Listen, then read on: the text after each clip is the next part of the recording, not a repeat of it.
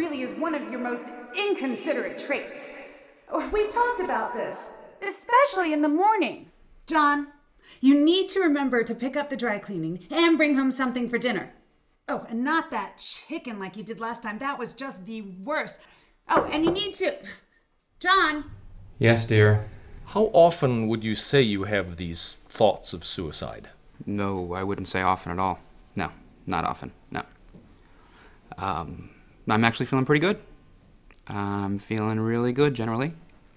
I have fantasies, but it's just the same as everybody else. You know, it's just a way to let off some steam, right? I mean, it's normal. Well, not let off steam. It's just, it's the way the mind wanders. It's just the same as everybody else. How detailed are these fantasies, as you call them? Well, in school, I was always the one with the vivid imagination. I can imagine things pretty well. But, I've always been able to do that, so, it doesn't mean anything.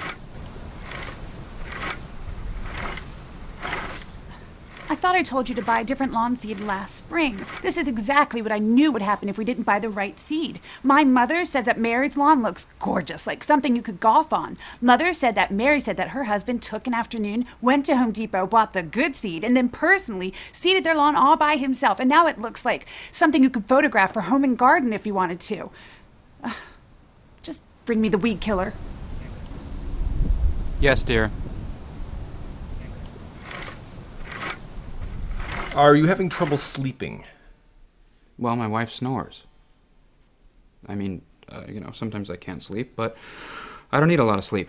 I never really have slept much. But, I can't complain about that. That's what I've always said. Can't complain. What's the saying? I'll sleep when I'm dead. Sometimes I won't be sleeping, but I'll pretend I am, so my wife won't worry. And there are other times when I will be sleeping, but my wife... And how many years has this been going on? God, that's a good question. I don't think I know when they started. I don't think about it. It's not a big deal.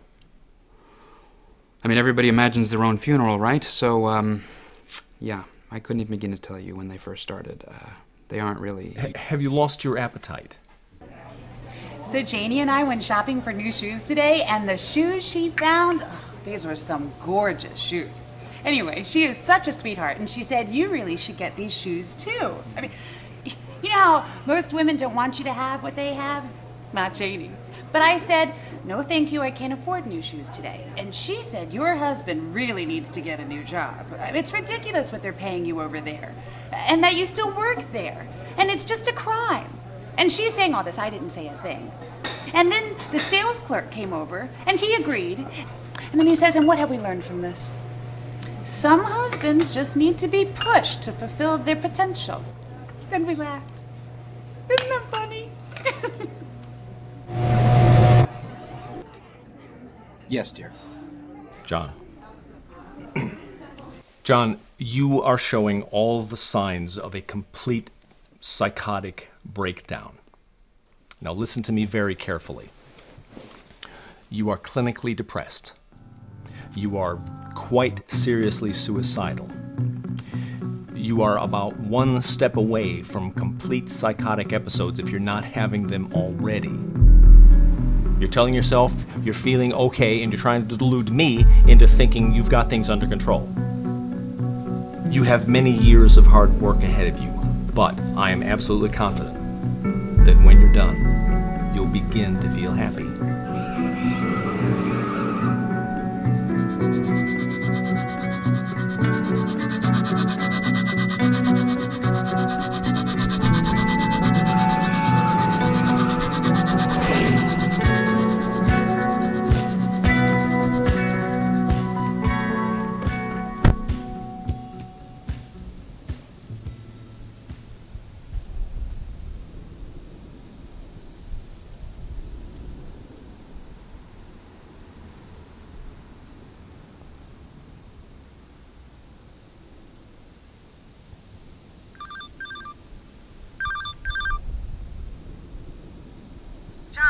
You need to pick my mother up at her house and take her to Aunt Celia's.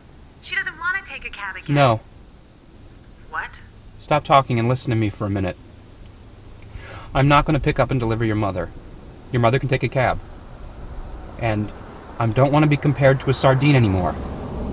And you need to stop talking so much and listen to me once in a while.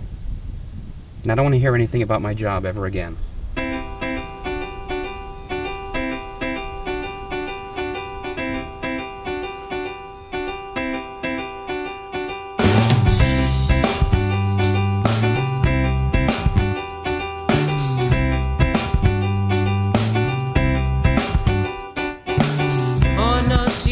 I spit up on myself again. How will I ever face my mother? How can I stop this dreadful dribbling? How can I stop my older brother? One of these